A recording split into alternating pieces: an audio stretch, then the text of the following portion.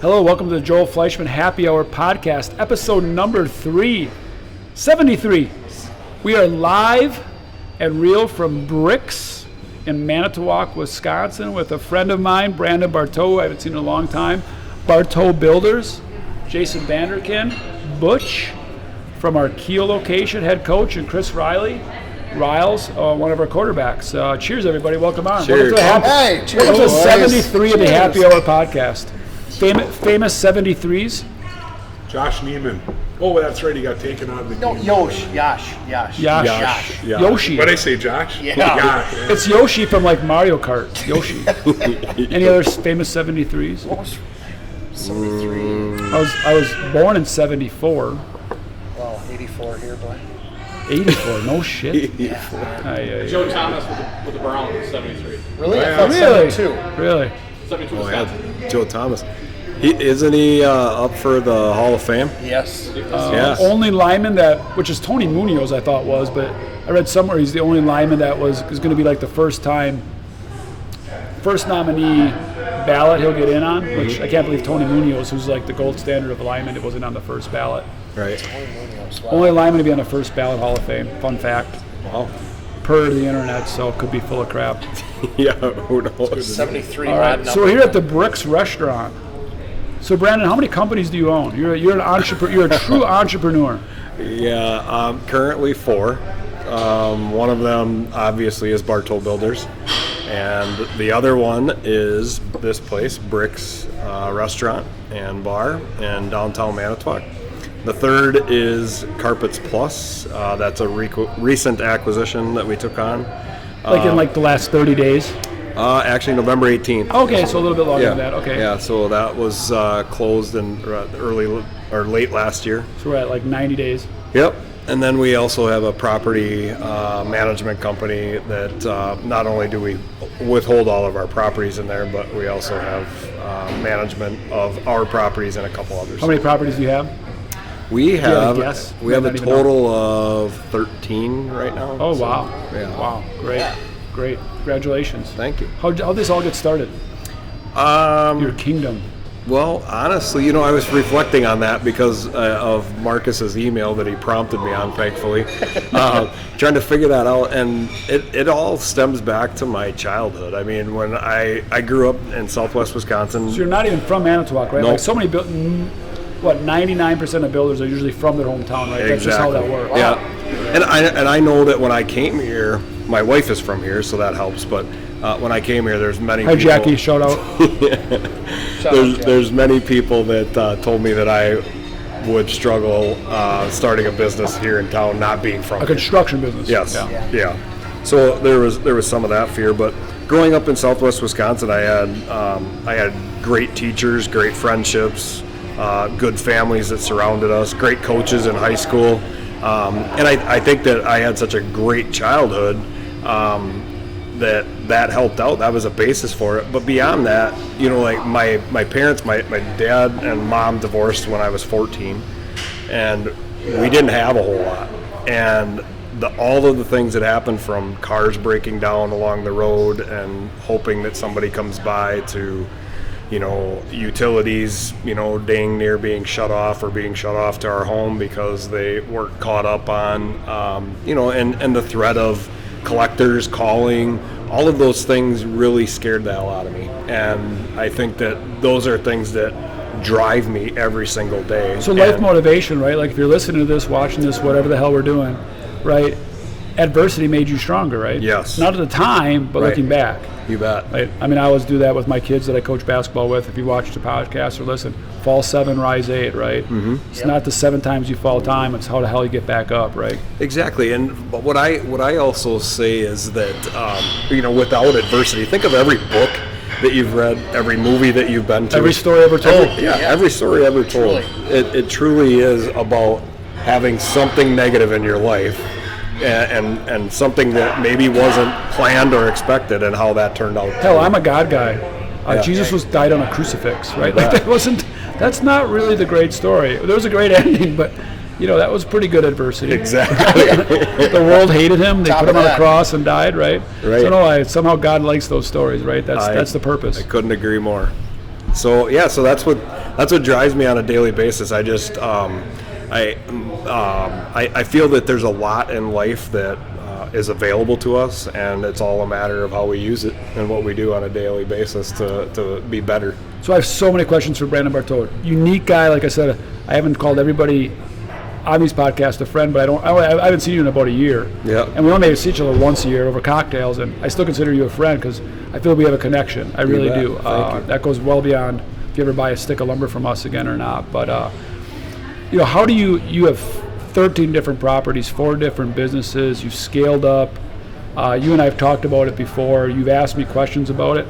How do you currently manage your stress? Because I know that's been a difficult path for you. Yes. Because you're a hard-driving human. Yeah. You have a lot going on. You want to do a lot. Mm-hmm. So how do you manage it? You and I, we didn't start together, but Right. we've grown together, right? You bet. Yeah. I will say that beyond how do I do it and how do I manage it, I can talk to the fact that I haven't been able to manage it in the past. I mean, I became septic one time in the remodel of this place here. I was What's at the septic mean? So my body was totally You just shut infected. down. You just said, Yeah. your body was like, F it. Yeah. You're too stressed out. We're shutting you down. Totally infected. I was in the hospital for 7 days straight. Which you looking back related 100% to stress. Oh yeah, without a doubt. Right. Yeah, and then 6 months later, I ended up with Bell's palsy.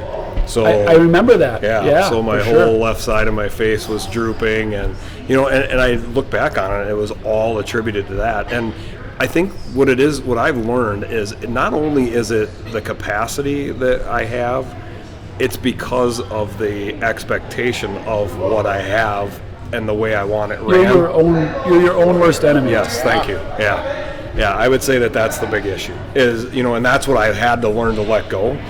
I don't think I have to let go of the things that I want to accomplish. I don't think I have to let go of the opportunities that are in front of me. I think what I have to do instead is maybe realize, are things okay? If I'm not micromanaging it every single detail.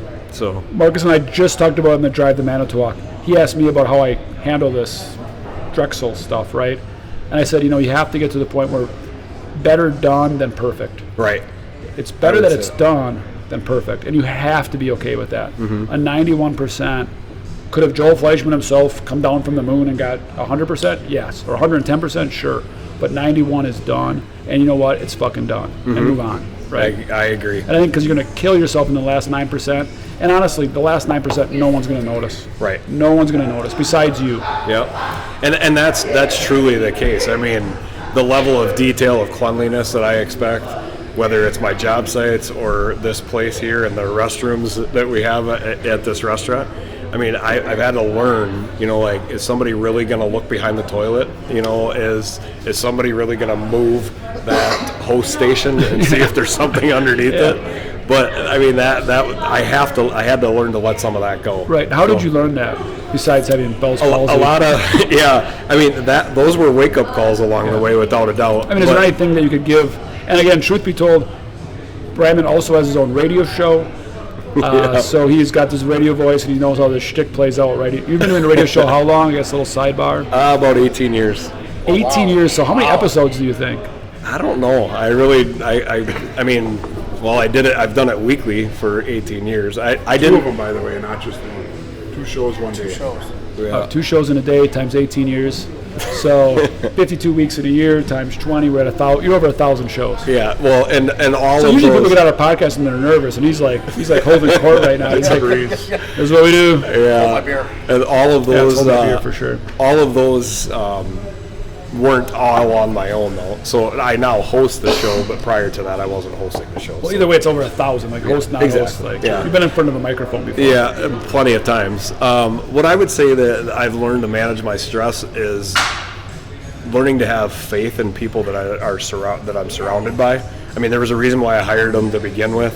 I've had to learn to communicate more, communicate my expectations, communicate their abilities, remind them of what they're capable of, and that I don't have to be there to manage every situation. And then family and God. I mean, honestly, that's what it boils down to. I've got a great family, and everybody's healthy, and they're always my biggest fans. So they're the ones that are also telling me, hey, you got to slow down, you got to take it easy. So those are the things that definitely have grounded me. So I'm going to be all over the board on this podcast. I'm already giving you a heads up, right? So right before we sat down, a lot of times, but setting up especially, we had a chance to talk a little bit. You mentioned that you're on the 75 hard journey. Yep. So can you explain what 75 hard is? Sure. Why you were called to do it? How's it going? Kind of give us the whole Andy Frizzala, who invented 75 hard. Yeah. How did you even stumble on it? So I guess another person that I have missed out on is my business coach. And I've been coached by a number of different people. I will never go without a coach as long as I'm actively in business. Yeah, that's one thing that you and I are different on. You've always relied on coaches. Yeah. I've always been like blind and dumb. Right. And the only reason why I rely on coaches is accountability. Yeah. I mean, I'm so busy that I need somebody to remind me what I said I was going to do. I shouldn't say I'm jealous of that. I'm intrigued by it, but go ahead. Anyways, yeah. So he was my business coach. My current business coach is from Baltimore, Maryland. He's the one that sparked me on to 75 hard. Him and his group were doing it. And I thought to myself, how the hell can you do that? Just like everybody's telling me right now. And why would you do it? And honestly, after buying the flooring... So time out. What is it? Okay, people are already invested in. Let's go back to what it is. Sure, yeah. What it is 75 hard is there's a number of different things that you have to do every single day. You have to maintain a diet. So whatever that diet is, they don't tell you what to do. You just have to maintain a diet. I'm currently doing Whole30, which is no grains, no sugars. So that's my chosen diet. Hardcore diet, no whites, all that shit, yeah, right? It's been affected for me in the past, so that's no why. grains, no sugar, no fun. Well, yeah, probably. Meat and veggies. Right. Yes, exactly. It's just meat and veggies is all it is. That's where I'm at. Yeah, it works. And then I have to drink a gallon of water a day. I have to take a picture of myself every day. Yeah. So it doesn't matter if it's face, whatever, but you got to take a picture of yourself every day. You have to read 10 pages of self-improvement, self-development. Nonfiction, right? Yeah, nonfiction, whatever that is. And then you have to work out twice a day. And one has to be outside. And one has to be outside. And I knew going into it that I was going to come into this time of the year, and that's why currently I'm actually working outside twice a day because of the fact that I'm looking at, how often is it? 36 degrees. You're a long way to start. Just after the blizzard. You're on, and truth be told, you are on day. I am on day 8. Day 8. Yes. And I've done this, and I made it to 28. Yeah. Just for podcast listeners. So at a minimum, I'm going to be making it to 29. Yeah, there you go. Brandon's not competitive at all. I'm now his accountability partner as well. He'll be getting some text because you need that. Yeah. So I guess why did you want to do it? When I bought the flooring business, I realized I have a lot of faith in my son, who is running operations for that on a day-to-day basis. Yeah, so it's Keegan Bartow is my son. Yeah, he's a good dude. Met him a couple times. Met Keegan several times. Good dude. One heck of a bartender. Yeah, he's very talented bartender. Let's not overbreak him up. Okay, let's move on. Yeah, so he's running the day-to-day there, and then I got to thinking, do I have capacity for him in the event he has an issue? Yeah. And where I was before, 15 days ago, no, I really didn't, because my social life meant a lot to me, which meant that I'd have some drinks, which meant that my inhibitions and desires to care about business after 5 o'clock went down the tube. And I'm thinking to myself, if there's ever a time that I need to be available for somebody, and all of the things that we have going on, we're at many different crossroads. We're in a lot of bidding phases right now for work for this next year on the building side. This is the time that I need to be on top of my game. So you thought you'd add more to your plate? Yeah. Well, I mean, honestly, Can we just talk about stress? Maybe he needs a second business. I don't. Balance, bro. What I found out, honestly, is it is a lot of work to do this. Yeah. Because, but at the same time, I'm carving out more time to have a clear head and to be available for those very important decisions. It's using your time differently. Yes, should they arise. But I do a lot of laundry because working out twice a day, a lot of sweaty stuff. And our grocery bills are extremely expensive because I'm eating so healthy that and you're eating at home. Every health food. And your social lifestyles you eat at home. I do stuff like that occasionally, and listen to the podcast. I work out 6 days a week, usually at 5 a.m. Get her out around 4 a.m. every day, no matter effing what. But you do hard stuff because it's hard. Mm-hmm. Like if you just like the thing with 75 Hard. Did you read the book or did you just kind of went with it? I read the book. Right. Yep. So the book kind of tells you this is a mental challenge, not a physical challenge. And you do hard stuff to make it hard. And Joe Rogan says it. Yeah, obviously Joe Rogan's got an extremely stressful life, a lot of anxiety. Was born with anxiety, born with depression. He has extremely hard stuff. So that's the hardest thing he does all day. He's like, then the rest of the shit's easy. Right. It's like, so he currently is doing ice plunges, 3 minutes every morning, like a fucking badass ice plunge. He's like, it's the worst thing. He's like, I used to enjoy waking up. He's like, now I get a sweat when I wake up. It's like, let's do this ice plunge. But I do it for a mental challenge. And the 28th day to me was like, if I can do this, I can do most anything. Mm-hmm. Like F it. Like it was 7 o'clock at night and like I got to go bike 45 minutes. And I'm sore as shit. I've done this for 23 straight days. And like, whatever, I'm doing it. Right. For me, and it also kind of taught me, uniquely, not any one thing is hard. Is drinking a gallon of water a day hard? No. Right. Is it the consistency is hard? Right. And consistency wins almost any battle, almost any game.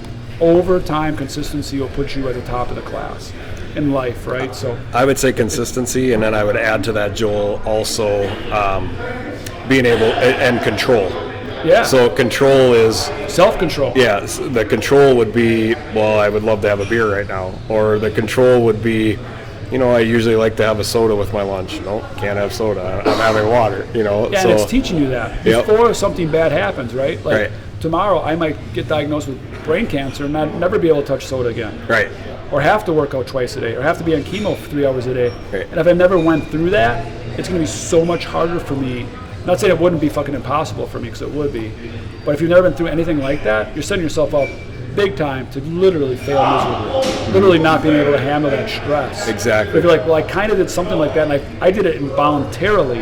Now I'm forced to do it, and I'm like, I'm okay with it, right? Right. I think women are, some degree, so much harder than us, right? 9 months, they're like, shit. 9 months, shit. Can't drink a drop. I'm gonna get really fat, right? And they're like, I'm pregnant. I can't drink a drop. Doesn't matter if they're a maid of honor, they're in a wedding, whatever, right? Dudes are like, well, I was kind of not going to drink, but whatever. Right? So in like a lot of ways, they're forced to be tougher through childbirth, right? Right. Breastfeeding, all that stuff. We can just kind of skirt the rules once in a while. They're mentally stronger and a lot of times physically stronger than we are. Well, best of luck to your journey. Anything else you wanted to talk about on the Frisella thing? No. The only thing that I would have to say is Marcus told me that you were going to ask me about a billboard. Billboard. That's at the very end. Oh, I'm sorry. That's okay.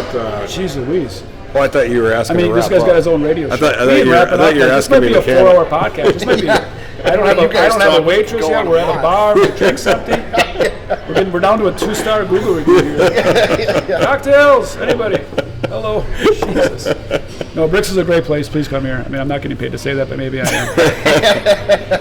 I can vouch for it. It's great. It's a very nice environment. It's great. Yeah. So, cool, as a builder, journey that you and I, this is just like flooding my memories, right? Yeah. We went on a pretty dark journey.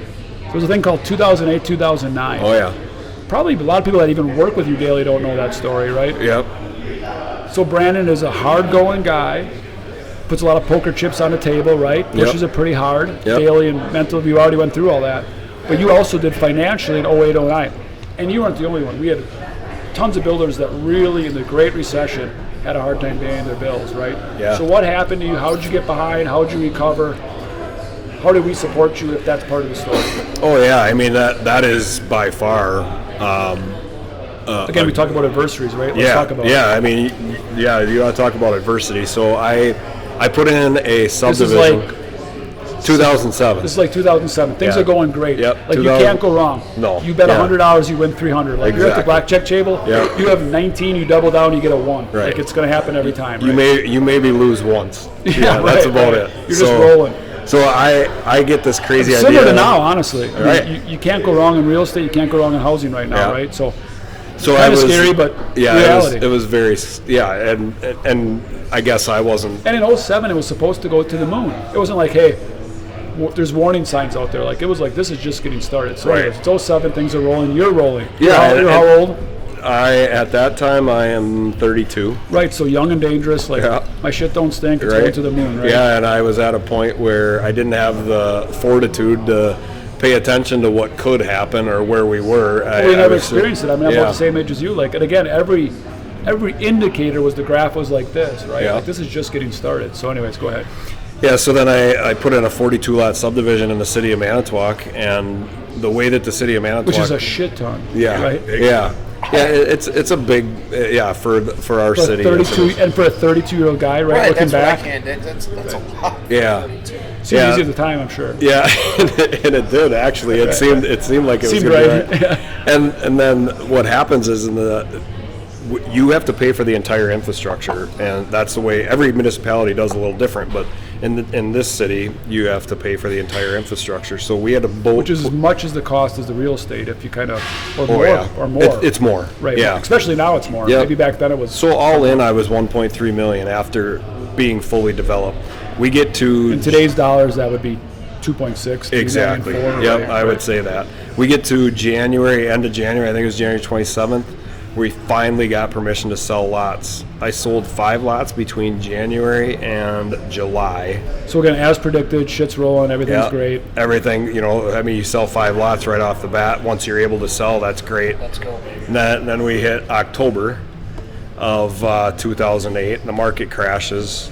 And And again, for those of you that don't know, which is a ton of people in our industry, and when we mean crashes, it was overnight. Yeah. Like you didn't see it coming. There was no warning signs. It just went like somebody just turned the lights, like turned the jukebox off. Right. That's a great example of what it felt like if I look back on it. So I went from selling those to all of a sudden now. And you were going to build on them. I mean, this was like a Yeah. big grand plan, right? Yeah, I mean we would build on them. We were going to open them up to all the builders in the area because I wasn't selfish about it. I wasn't thinking that it was going to be the Brandon show. It was going to be these are opportunities in the city. I did build it around an existing subdivision that was done in the late 80s. That's a beautiful subdivision and nice homes in that area, and so that was the whole reason why I did it. We get to the end of 2008 and the lights are out. I mean, there's nobody buying. There's no reason to buy. So I mean, just for introspective, and I remember that just so vividly well, right? Your lots were selling for what? on average, about 50 to 55,000. Right. You literally, for whatever reason in 08, and I still don't exactly understand the economy of that, he was asking 50. You literally could have posted them for 20 and they wouldn't have sold. No, Like literally, There's basically nothing. I couldn't give them away. No, and then again, literally 20,000 would have put them out of business. But I don't know, like literally, you could almost say like 5,000 a lot, and literally no one's got the cash to say I'm in. Yeah. No one had the fortitude to be like, I'll bail you out. Like Right. even at Joel or like keep going with your story, but there was no activity. It's hard to understand now. Yeah. 13 years later, but that's how it was. It was zero activity. Yeah. Like you could have said, I'll build you a house with a lot for free. Right. Which I think you tried. Yeah. Crickets. Right. Impossible. There was nobody. That was a real thing. Yeah, then we get to, because even the taxes on that lot are $1,000 a year for a bare lot. I mean, you're not getting any services besides maybe the plow driving past and throwing more snow into your lot. Right. But You can cry tears on it. That's about it. other than that, that's all I was getting. But I was still at the end of the year, 42 lots, well, 37 Right. times 1,000, $37,000 in taxes are due at the end of the year. Plus I the didn't bank s- loan. and I didn't sell anything. Plus the bank loan, plus interest. And at that time it was about 6%. Right. And so this is on top of trying to bust my ass and build homes and everything else. It's like a side gig. Yeah. But yeah, it's your anchor. And as financially. yeah, right. So what I was trying to do is I was trying to balance that, and I was taking from Peter to pay Paul and moving money around and try to play the shell game for as long as I could. And then it just got to the point where your dad actually called me, and he said, "Brandon, can we talk?" And I was like, "Yep." And so he wanted. So a little time out, right? Back in the day when we were smaller, right now we have Shelly that does collections and credit. Yeah. My dad and I just ran the report literally by the seat of our pants, right? Like just Tuesday afternoon, it was 2 o'clock, and we're like, fuck, I wonder who has all this money, and we print it, and then I'd have it on my desk, he'd have it on my desk, and we just start kicking it off. And my claim to fame, and so was my dad, and we didn't do that to Brandon, but we'd call people Sunday morning at 5 a.m. We'd call them Tuesday night at 11 p.m. just to be like, yeah. They're like, dude, why you calling me so early? I'm like, because you owe me money. My dad actually went to job sites and picked up shit. Like, they're like, well, you can't take that. Like, it's mine. You didn't pay for it, dude. Right. So, I mean, we did crazy stuff, but we were trying to protect our company. And, again, we didn't know any better. No one taught us how to do collections. And we couldn't afford, like, a collections person, so that's what we did. So there's a guy like Brandon, I'm sure, on the list. And my dad's like, you calling him or me? And I'm like, I don't know. He's like, I'm sure my dad was like, well, I'll fucking call him. I don't care. Yeah. Right? And I probably would have been a little, he'd probably like, you know Brandon, I'll just fucking call him because you fucking know him. You'll be too nice to him. So that's probably how it went. I have no idea. That's a long time. And we were calling, at that point, you're calling a lot of, and Brandon was and is, you're calling actually very good customers too. These weren't like deadbeats. So they were trickier conversation because they're like, you know, they're good dudes and you want them business, but yet you owe them money. So anyways, go ahead. My dad called you. Yeah, so he calls me and he asked me what's going on, and I explain it to him, and I was very honest with him. I told him everything because it didn't pay. Which again, if you ever get in that situation, the best thing you can do is be honest. That builds Brandon's credibility, and you can tell right away if a guy's full of shit. And again, if he's literally just paying Peter to pay Paul, like he's cheating on his, like he's kind of double dipping on down payments and shit, we can sniff that out in 2 seconds. So anyways, go ahead. Yeah, exactly. So we end up, Albert actually drove up here and we sat down and went through it all, and I showed him exactly what was going on. And he gave me an opportunity to do a payment plan, you know, so it gave me time to catch up. Back then, Judy was running stuff. Which we didn't do payment plans with anybody. Right. Truly. We just don't to this day. And but Brandon, we always believed in you and felt confident that you could do it. So I know. Yeah, and I hope that I have reciprocated the appreciation over the years, because that was a big deal, because at that time I think I owed you guys over $100,000. That's what I would guess. So I was thinking over six figures. Yeah. It was a big deal. And again, we were a smaller company. 6 figures was a big deal for us. Right. We're like, dude, whoa.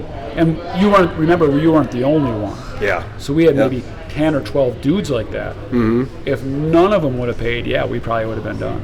Right. Yeah, so then we have the conversation. I work out a payment plan with him. I think there were 2 times I had to call him and talk to him. He to tell him that I wasn't going to make it, and he's like, that's fine, as long as when's it coming then? So the accountability was there, which was important because I needed that, and the drive to make sure that I followed through on a commitment that I had. You know, I mean, I asked for something to be delivered to a job site. I asked to be able to use it on a job, and now I wasn't paying for it. So I needed that pressure to figure out how I was going to balance everything at the same time that the bank is calling me on the other side asking for their payment for the development. Yeah. For a 32-year-old, that's a lot to take in, man. Oh, yeah. I remember seeing Brandon kind of through that storm, and 32, wow. You know, it kills you. Like, he did not look good. Mm-hmm. He looked better than when he had Bell's palsy, but he did not look good. Right, so I want to go, we'll keep switching gears here, right? So now I want to kind of talk about future, current, or what Drexel's doing and how it affects the builder, and I think if you've listened this far, you can tell Brandon couldn't lie if he wanted to, and very honest, trustworthy guy. So what we're doing at Drexel that really impacts you is what we call Model 1, Model 2 quarterback. I'm sure you haven't heard about that at all. No. Right, so for 30 years, we really had Model 1 quarterbacks. We're really independent salesmen, paid highly commission, set their own prices, go get jobs, go build relationships. And to some degree, the entire company was based on administration and warehouse. Right? That's just how lumberyards are run. Mm-hmm. Right? I think as a builder, I assume you kind of understand that, yes. Right? And then what would happen is Reilly's a really good salesman, so all we would do is, he's a great salesman, so as we lead in Manitowoc as a new builder, who gets it? The new guy, Butch, or Riles? Well, Riles. Riles gets too many accounts, right? You sense that as a builder, and either we lose you're like, oh yeah, get it right away. And either we lose you, Brandon, or we get him support, right? And he's like, if I just had support, I could help Brandon. And we realized about 18 months ago, and I've told this story many times, I was on a walk in Jackson Hole, Wyoming, with my family, and again, a lot of times you gotta take a break to get realization. It hit me like a lightning bolt. We've been working on this for 5-6 years. I couldn't tell why these guys we have such a strong culture, but why they were so jacked up. And why our builders loved us, but maybe didn't love their salesmen. I couldn't figure out the missing fucking piece. You're right. And it hit me like a lightning bolt. I'm like, they have too many accounts. Because we did all the support staff, we tried to do culture and all this shit, but really we didn't even chase them a culture. Like, well, they're salesmen, they don't have to do the core value shit, right? And they don't have to go to training because they're salesmen. But no. They just have too many accounts. So we literally came back from that, and I said, they have too many accounts, which means they make too much money, which means if the support staff doesn't work, which means the whole thing's fucked. All right, the whole company's like, what the fuck, Joel's fucking crazy, right? It made a lot of sense, and we called that Model 2. So now we're a year and a half later, and we're getting closer to that. So the final piece, which I've been talking about, is we're really considering going, and I'm pretty convinced of it, is we're going to go to a non-commissioned salesman. Salaried salesman, a guy like Reilly. How many accounts have you given up, Riles? Well, by the time we're done, it's going to be well over 30. Right. So, I mean, a guy like Riles had maybe 50 accounts. He'll be down to 5 or 6 or 7 or 10. You know, a lot of times when you have 10 accounts, 4 of them are functions of Brandon Bartow. I call them like the tree, right? It's like a remodel that works for you or a finished carpenter that works for you. Yeah. But he has his own little gig, right? So he's going to have 3-4 core accounts, like a banking relationship. Right. But we want him totally vested with you as a builder on a non-commission based, where the pricing is set, not by corporate, by a team of merchants that we have, you know, that really understand the marketplace, right? They're getting shopping reports. They know where the market's at. This is the price for every builder in the fucking state. Right. It's a good price. Yep. And they can just run with it, right? And that doesn't mean, hey, Reilly, you got way upside down in this number. Again, he's like, let me talk to the merchants and find out why, and maybe we're just fucked. Like, that can happen. Like, pricing's not perfect. But again, we can have that conversation. But day to day, he's running your jobs with you. What's your perception of that? What I just said to you as a builder, how do you perceive, like, I can tell you picked up and you're like, oh yeah, I can tell when salesman got too much going on. How do you perceive everything I said as a customer, right? Like, because the most important thing for us is that we sometimes forget as a bigger company or any company, and Jeff Bezos does that incredibly well at Amazon, I've heard. Yeah, you need to talk about is that. the builder, like every meeting we need to have at Drexel is that we need to have an empty chair. Amazon has empty chair. You can't be at every fucking Drexel meeting. I would love it if you were. But we got to have every meeting we have, and we forget that sometimes. We're internally debating, and financials come up, and bullshit comes up, and it's like, what the builder think? What's the builder? Like, fuck, who cares what we think? That's what the empty chair is. Like, fuck, we've been sitting here an hour. The empty chairs for the customer. So Why would we do what we do every day? It's for the builder. these guys are dying to talk. They haven't talked in an hour. Obviously, if you're watching, they're eye candy to draw clicks, right? Well, that's reality. tough- I get it. tough That's to be media. reality. It's media. Right. All right. So, of all this feedback we just gave you, as a perception of the builder, what would if you were in these meetings that we're currently having, what would you want us to know? Is that a good question? Did I frame that right?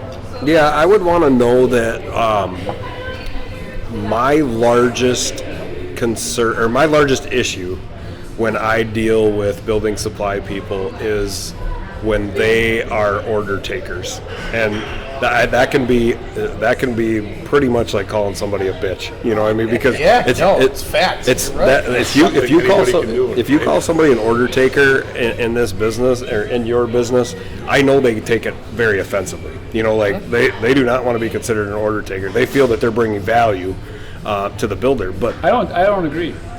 I think they're offended because they know they're an order taker, it could be. and they haven't figured out in their role how to not be an order taker. Yep, that could very well be. They understand they are. They're pissed that you're calling them that, but somewhere in their heart they know they are. Yeah, because I mean, the way I look at it is when we're working together, when I'm working with a supplier, my whole intent is to be able to work with a supplier that is going to help me through the process. You know, like if I have you at a meeting and we're walking a job site and I'm trying to get a millwork package ready for a home, I'm expecting that you're going to provide me the list that you might have to ask some questions. How are you going to do this? So that would be important. But then beyond that is providing me the list. When I have to do a takeoff and provide details and information, you know, that I'm looking at, like, what the fuck were you at the meeting for? You know, I thought you were here Well, to and I'll even support go that. further. So where I'm at currently, and the confusion that I had, and confusion within our team even still, right? Because there's not clarity there yet, because the industry's changed, I believe. That person at that meeting 10 years ago or 20 years ago when we were 32 and 30 and all that crazy shit, we weren't sober enough to even remember being at the meeting. Right? So, but at that meeting, we needed people with product knowledge. Right. There wasn't the knowledge that's now on Google. There wasn't instant information out there, right? So Right. I needed to do a trim walk, but you needed to tell me what I was looking at. And you mentioned the word process. I believe now we need to train these quarterbacks. Yes, of course they have to know their stuff. Right. Like a doctor needs to know their stuff, but not true 20-year vets. I don't give a shit. they need to know your process. And Brandon, remember, we normally do it this way. And Brandon, I think we need to do it this way. And boy, that's cool that you picked that out for BRIX. But you mentioned you're opening in March, and this shit ain't coming in until June. Right. And we kind of, in our industry, and including Drexel for a time, we wanted knowledgeable experts. And then they gave it to a person that kind of typed up the order and administered that, right? Like we talked about Model 1. Now I think they have to be really processy people. They have to be what I call movers. They're moving your business along. They're helping you. And again, it doesn't, I say, like, if you have brain cancer, we went back to that, God, maybe I hope I'm not getting brain cancer. Like 20 years ago. I'm starting to worry, man. Come on, what are you trying to tell us? But I mean, like, the doctor shows up and they don't go, I'm an expert on brain cancer, what do you need to know? And that's kind of what we better set up as lumberyard salesmen. It's more like, I specialize in brain cancer, I don't have all the answers, I have a team around me. As of today, this is the best that I know. If I need to get more information, I'll get it. That gives me more trust. Yes. Like I go, I'm an end-all be-all, what do you want? Right. Which is almost an order taker. Right. Where it's more like, hey, we're gonna go down a process of a millwork order. I'm fully present, so I'm not on my phone. I'm not freaking out. I'm not 2 hours late. And I'm studying this with you. And I'm picking up cues, like you said, like BRIX opens in March. Nobody told me Western never told me that the molding's going to be out till June. That's your fucking job, bro. Yeah. It's not to know what a 9-inch base shoe is. Fuck that. I can Google that shit. Sorry, I get passionate about this. I know I'm selling you on this, but would you agree with what I said? Or Without a doubt, I would agree with that. And I know Reilly can't stand it when I don't get. And especially in today's world, because we're still coming off of a time frame when we had no idea when we were going to receive product. But I want to know, okay, so now we've gone through the order and you've done your job that way, but when am I going to see it? Right. Like I need to put it on a calendar. With all the technology that we use as builders and general contractors in today's world, I want to know, when are you expecting to see that ticket? And that's your job. Yeah. Like, I don't need the other bullshit. Right. But I don't know, nobody's telling me, I don't know either. Like, and again, that was the pandemic where literally nobody knew. But now we have to come out of that with quarterbacks that we call quarterbacks that have time to literally know because the only way they can do that is if they intimately know your account and are thinking about you. Correct. Because otherwise they're not going to know a human, and there's no technology available that could ever know every little conversation. But they're on site enough to be like, dude, you guys are like 2 weeks ahead of where you thought you'd be. Holy shit, you're going to need that before you thought you need it. Do I? Yeah, you guys are like fucking out, right? Yeah. You're like, dude, that's why we buy from Reilly.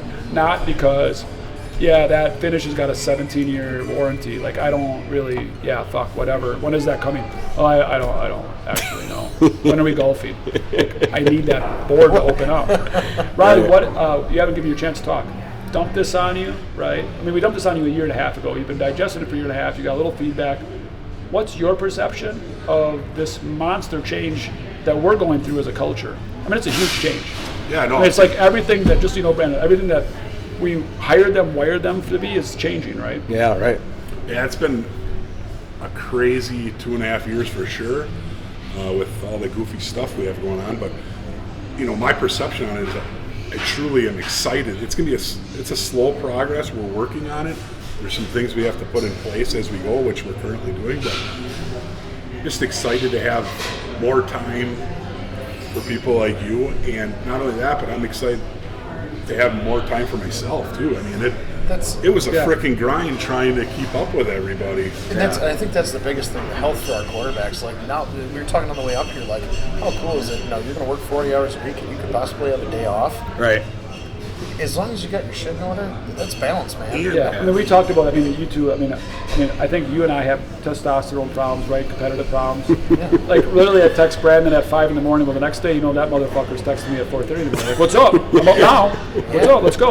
Right? And we did that at work for decades, right? Yeah, So, that's 60 hours. We work half days a week. Nobody works harder. Actually, the whole work harder, play harder thing, it's kind of full of shit, right? Like, it's literally like, I'm going to work my ass off, and then the only way I can fucking unwind is to fucking get boozed up. Like, that's actually the real truth, right? Yeah. So we actually, for these guys, we're trying to actually give them a life that you and I didn't have, right? Right. We raised their kids, and were we good family men? I think, I like to say yes. Was I present every night when I was home? No, I was a fucking mush. Yeah. Playing in the sandbox like, Right. what? Hold on. One more around the trip, and Dad's got to go fucking do something. No, So we're trying to give these guys 40-hour work weeks, and then a bunch of salesmen are like, hey, what are the builders going to say when we go 40 hours? I'm like, if you're present, and you're with them and you're organized, and I'm like, good for you, motherfucker. Right. Because you're in a better place. You look good. Yeah. Like, I haven't seen you like that in a while. And maybe they'll actually thank you. Beyond order taking, I think when you call people order takers, they're also not appreciative. Like, hey, can you get all this shit ordered for me? Yeah, I guess. Yeah, wow. When do you need it? Holy shit.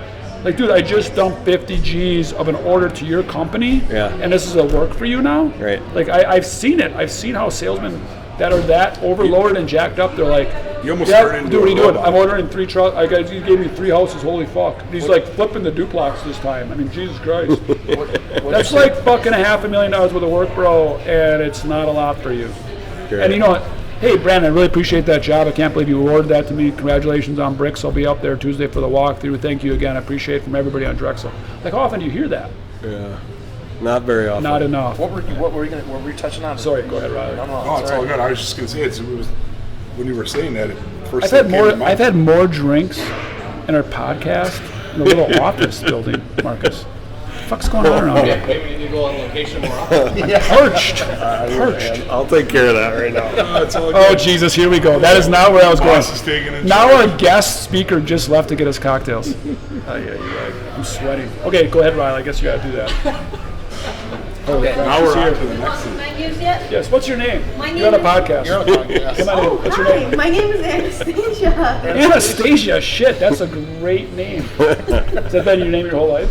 Yes, I was named after the movie Anastasia. No shit. Yeah, I was playing in the hospital room when I was born. Not even joking. You were what? In the movie Anastasia. Oh, it was playing. Yeah. You're like, oh, that's cool.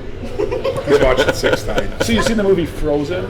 Yes, I've seen that movie. So, like, I feel bad for all the Elsas of the world that, like, you know, before the movie came out, they were Elsa. Now they're just Elsa from Frozen, right? So do you like being Anastasia? I do. They call you Aunt? No, they call me Anna. Oh, Anna. I would call you Aunt. Anastasia. That's not even make sense. I'm sober as hell. Well, yeah, I like He actually is. He likes Anna. Okay, Anna. We're gonna take drinks at BRIX. What's the specials tonight? There's no specials at the moment, but at the moment it is happy hour. What's your accent? I'm picking up an accent here. I'm from Arizona. Oh, jeez. I mean, this Anastasia from Arizona. Is this like staged? This is stage. We're expecting some local Manitowoc girl named Brandon. Like an Anastasia from Arizona. Tell you what, I'll do a whiskey seltzer, please. Whiskey Same. seltzer. 2 Spotted cow. spotted cow. I'm good. I'll have a water, actually. You will definitely have a water. You're not at a gallon yet. Don't forget that gallon and a half. I'll have a water. And a water. All right, thank you. already. And would you like some menus or are you ready? Yeah, sure. What You the hell? can lay them down What's here. the best thing at BRIX? Our burger Your burger? Probably, and I would say our fire and rescue.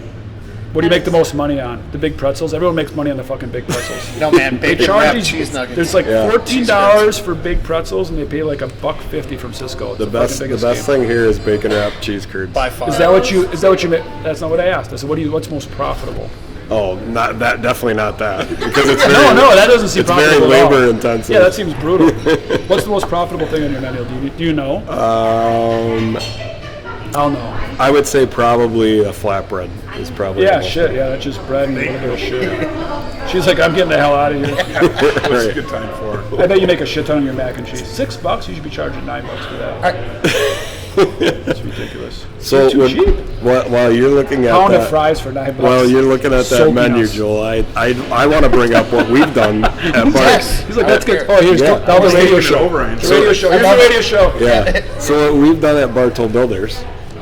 He was waiting. He thought this was going to be more like an editorial. No. I didn't give him any To chance. you- To your your home point- with Brandon Bartow. Right here. Floor is yours. 1-800-BartowBuilders.com. To your point about balance, is we took all of our wages of our field staff. We just recently did this within the last week. Hold on, don't give him any crazy ideas. You need to tell me about this yet. So we took all of the wages of our field staff on their W-2s, and we were able to verify what they made last year. On average, most of our guys were working 46 hours a week. Our field guys. 46, you said? Yep, 46 hours a week. And so we took all of that and I condensed it. And so not only will they be getting a cost of living increase, but they will also be making the same amount of money at 40 hours that they were at 46. Do you expect higher productivity, or why did you do that? No, I'm just looking for them to match productivity. So That's what I meant. Like, I've been listening. You can listening. get out of 46 if you pay them true wages. Yep. And So they're going to make the same. They're going to make the same amount of money working from 7 to 3:30 every Sounds day. a little familiar, right? We did the same thing in the pandemic. Yeah. It's just. I mean, I've been doing a lot of reading and listening. Europe, everywhere in Europe, they're trying this experiment of the 4-day work week. We did the same thing. Yeah. So Yeah, we did everything, and our productivity did not go down. I mean, you may not know that we were forced to do that in the pandemic, right? Remember? Yes. We were essential. I'm literally like, we're fucked. Like, we have stuff we're not going to be able to ship. Right. So we went to immediate 32-hour work weeks. We all look back, should have been hiring, not reducing that. So went to 32-hour work weeks, made every single delivery, made every single load.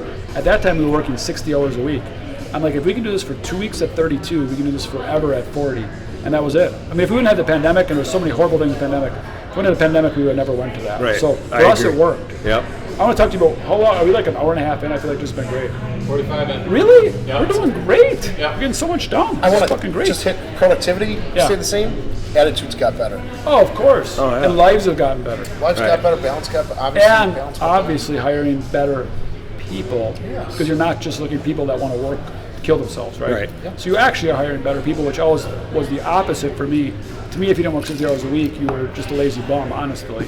I know. So now looking back, it's like, yeah, that probably wasn't right.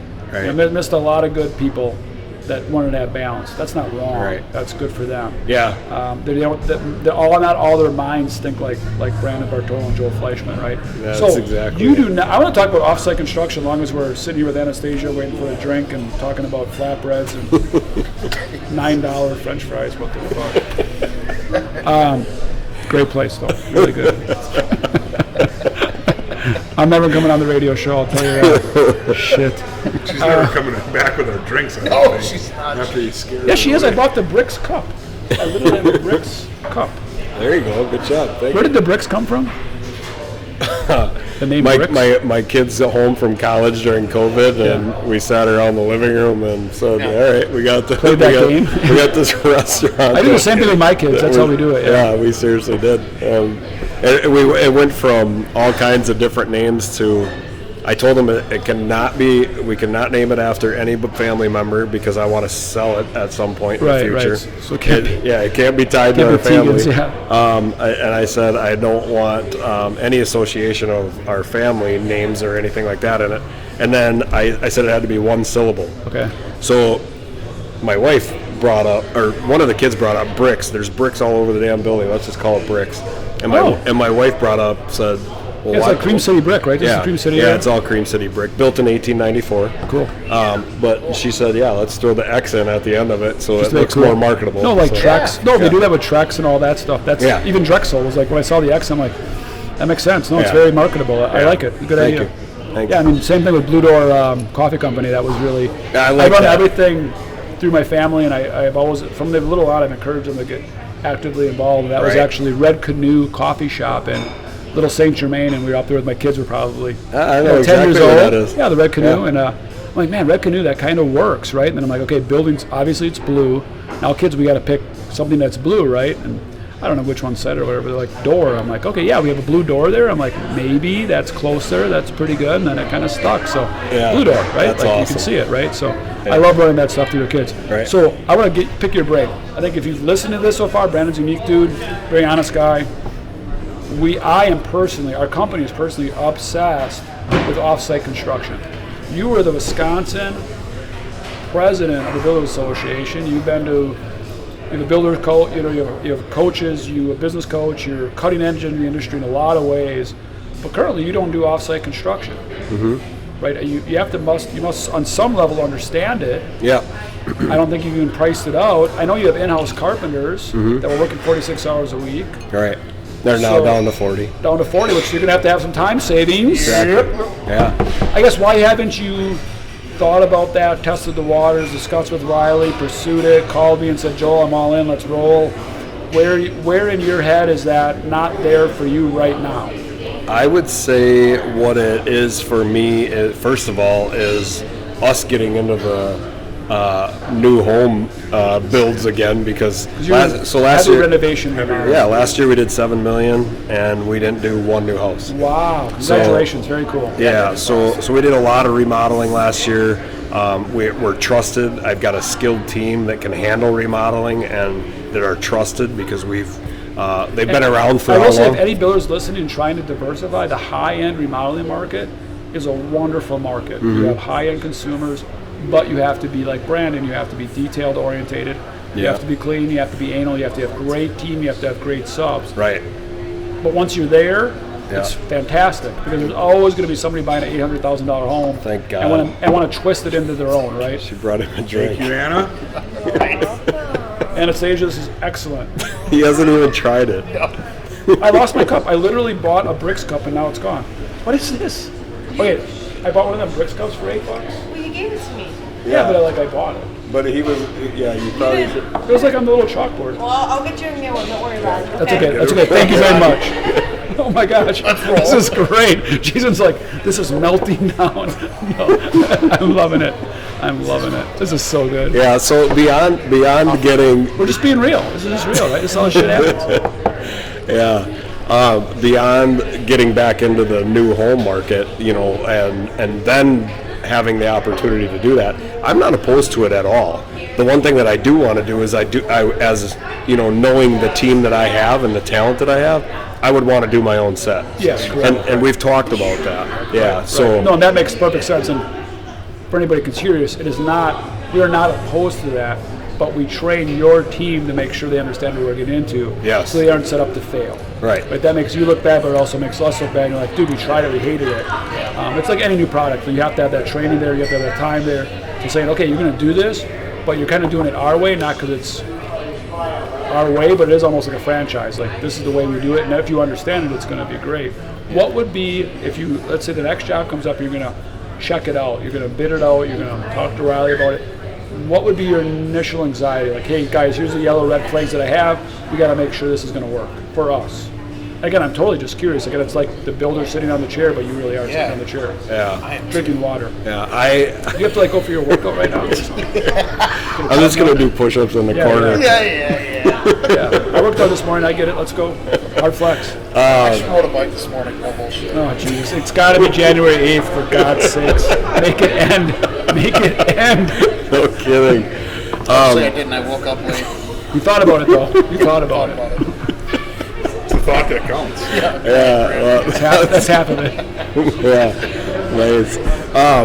I honestly have zero reservations. I mean, I've been on a job site with Reilly once to look at a set, but that was Early on, I think. Yeah, that was early on. A year and a half ago, maybe. Yeah, and I don't have any reservations at all. I think it's actually very smart to build that way. I can't imagine why we wouldn't all end up there at some point. That's our goal. I mean, our goal in the next 3 to 5 years is that half of the homes we furnish are going to be off-site. I mean, when you're in a controlled environment, to be able to build all these things, people are going to take the time to make sure things are straight, to make sure they're accurate, to make sure a lot of other things that you. I love talking about the window installation, right? Yeah. Like, even today, it was a beautiful day out, 30 degrees or whatever, but does that guy have the shim in his back pocket? Is it getting flash professional? Even if he's a professional, it's still cold though. Your fingers still get numb. They're still humans. Right. I mean, and you and I have both been at job sites where the window's leaking air. Mm-hmm. Now whose fault is it? Yeah. Drywall or frame or window, and they're living there. Yeah. Like, let's make sure the windows are professionally installed at a factory by trained, certified people. Yeah, I think the only other issue that I have concerns about is transportation of that product. Is it going to get scratched? Is it going to get racked? Those are the concerns that I have. My favorite story on that is, think of how your windows get racked and scratched now. Right, yeah, I suppose. Yeah, and now they're set inside of a wall. They're set inside of a wall, and we actually stack them professionally. So the way we stack and deliver you windows now and then set them in the garage and then you guys put them on a forklift and deliver them, they're getting fucked with a lot right now. Way more. Yes. Way more. So once I got through that in my brain, and I did meet with the people at Anderson Windows who do, obviously around the country, and so you deal with a lot of off-site companies. They're like, oh yeah, more and more. I'm like, have you ever had a call back where you're like, hey, this was just wrecked on site, or like a factory's like breaking them but blaming you, and they're like, never, we have no concerns. Nice. Gave me high confidence. Awesome. So I think they would have gave me. Yeah. And we actually, knock on wood, in 2 years we never had a call back on how we delivered a window. I'm sure we've had more damage, literally, again, with us guys on 2 box trucks. Yeah, you got 2 guys delivering an 800-pound window. Like, yeah, bad shit's gonna happen today, right? Yeah, exactly. Yeah. So. Yeah. Cool. Yeah, I have 0 reservations. I'm actually looking forward to the opportunity to try it. Oh, that's you know? awesome. So, All right, let's make sure we snip that out, put that as our new tagline or something. So, your radio show, did you have any questions for us? You're like a host in life. If not, we're going to do a billboard. I mean, are you sitting on something like, Joel, I can't believe you didn't. I don't want to have dinner with you in 20 minutes. Like, I can't believe you didn't ask me this. No, I don't have anything that is hanging out. All right, so the last question that we always do is the big giant billboard. All 3 of you got a big giant billboard. You can put anything you want on it. What do you put on it and why? I think the biggest thing that I love Serve Care, I really do with all of our buildings. I appreciate, obviously maybe this, I'm a year into it, but it truly is, it's a way of life for us. Changing the world and supplying happiness, love Serve Care. You hit on it a lot, and it really resonates with me. I lead from my heart. Yeah. Yeah, I do think if you start with love, you serve the people that you work with and understand what they need, and you just give a shit and care and empathize with them. That's just not through work. That's That's life. at home with my wife and my kids. It's everything. It's everything. It's just everything. the human that it should be. Yeah, and I think you do that in the littlest ways, right? Like you literally just put somebody's shoes away without bitching. That's me, right? Like an anal. I'm like, I'm not gonna bitch. I love them. Like, it's okay. And I serve them. Put the fucking shoes away and I do it. Right. And when I lose my shit, I try to love Serve Care more every day. So I appreciate that, Butch. All right, Brandon, what's it for you? I would have to say, like if I can envision this after Marcus's email, I could envision a billboard that would be #EarnIt. Nice. And then it would have my name after it, because all my life I feel that I either need, like right now, I need to earn self-respect, and that's why I'm doing 75 hard. I felt like I was getting away from respecting myself for who I was. I wasn't staying disciplined. I wasn't the best person for my people. So a lot of different things drove me to that. So that's why I think about that. And then I also think about earning the right to talk to your adult children, earning the right, to be the best husband that you can be, earning the trust amongst your employees. Everything in life you need to earn. I don't think anything should be given, and everything that's given is pointless or meaningless. Nothing giving, everything earned. That's LeBron James, right? Yeah. I mean, which I think is really good. Again, it's two-sided. Yeah. So as long as we're in Manitowoc, and you're a transplant, but at this point you're a Manitowoc local. Yes. Like they've accepted you, right? So you're doing the BRIX billboard, right? Yeah. So I'm coming down. It's earn it. #EarnIt for sure. There it comes back. Thank you. Look at this. And it's cleaned and refreshed. Established 2020. You bet. The BRIX billboard, earn it, love it. Thank you. You bet. Awesome. Riles? Well, I've been thinking about this all week. So, Marcus, put your earmuffs on. You're not going to like this thing. Right now, currently, I would put thank you, Mac, #on Wisconsin. Chris McIntosh, I have so much respect for him with what he's done in the last month. He could have taken the easy road, walked down the aisle and hired Leonard and all the alumni, and everybody would have been perfectly happy. If you're not a Badger football fan, explain what you're talking about. If you're not as far as what he did? No, it's like your billboard. Thank you, Mac. Like I'm driving down the road and I'm like, I'm not into Yes. sports at all. I'm like, what the fuck who's Chris McIntosh? Yeah. Basically, explain what's going what on. would it- Explain the culture change that's It was happening. change. My whole thing was change. He was not afraid of change. But what does that mean? Who's Chris McIntosh? What does he do there? What are you talking about? Chris McIntosh is the AD for UW-Madison. They got rid of their coach. Just got rid of their football coach and hired somebody essentially not from Wisconsin. Took a chance. Yeah. Embrace change. It's very hard for people, including myself, So to do that. we're a running program since at least 1990. Ron fucking Dane. We pound the ball. We're Big Ten. They just brought in the air raid. We're going to Air throw the raid, ball yep. 70 times a game. Right. But Right. not go away from what we're good at, too. Yeah. You're still going to run the ball a little bit. You got to run the ball. Let it go, dude. No, we're not. Fuck that. 4th and 12, 4th and 1, we're Get it to fucking your chucking it. playmakers, right? Get it to your keeper. Have you seen a Mike Leach game? No, we're not. Jesus, let it go. The whole point of it was the change. He could have taken the easy road and everybody would have been happy with him. He wants to do better than being normal. Yeah. And he's doing something different. And I respect the hell out of that. Yeah, because again, And he's not only got Wisconsin excited, he's got the entire country. Yeah. And you know what? It's like, if you're going to fail miserably. Right. Like, swing hard. Shit, life is so short, man. Like, Get you right. I just said this to my kids, like, in 100 years, and I a lot of times use downtown Manitowoc and 100 years ago in 1892 when this guy did it, he probably lost stress and had health issues and shit. They're all dead. Yeah. And everyone that knew them is dead. Right? In 100 years, we're all dead, and everyone that knows us is dead. Who gives a shit? Swing hard. Right? So BRIX doesn't work out. In 100 years, who owned it in 1892? Do you know? Yeah. Hotels and hardware. Was he successful? Yeah, he was actually. Was he stressed out? I don't know. Did he live life? I didn't ask. Was he a good person? Did he treat his team right? I mean, end of the day, I would love to know if he had a good life, if he enjoyed his job. Right. Like, you hear he's successful, but did he actually like coming to the hardware store? He's a good dude. Like, that would be a legacy. Like, no, everyone that came into this store, he treated it right. Right. I would love to know that he had fun every day, and he gave it he earned it, and he gave it his best effort, but he fucking went for it, right? He had this weirdest shit, he was quirky, he was authentically himself. That's the cool 1890s. Not like he was successful, but he was a fucking dickhead to work with. Right. So in 100 years, who gives a shit? Let's just go for shit, right? So in 100 years, we're all dead. And everyone we know is dead. Yeah, the only thing I would add to your message of swing hard is I would also say, and with intent. To your point, I mean, not only are you swinging hard and just going for it, but that you're truly intentional about it, that you're all in. And I think a little bit with that is your business acumen. Swing hard, but have some data behind it. Yeah. Know what's going to work, right? Yeah. Like Brandon, the courthouse is kitty corner here. Right. Right. Downtown Manitowoc. This side of the river, as you explained it to me, right? Not a lot was going on. Right. But if you can bring this to this community, I think it's going to work, right? You got the upstairs that you use for events.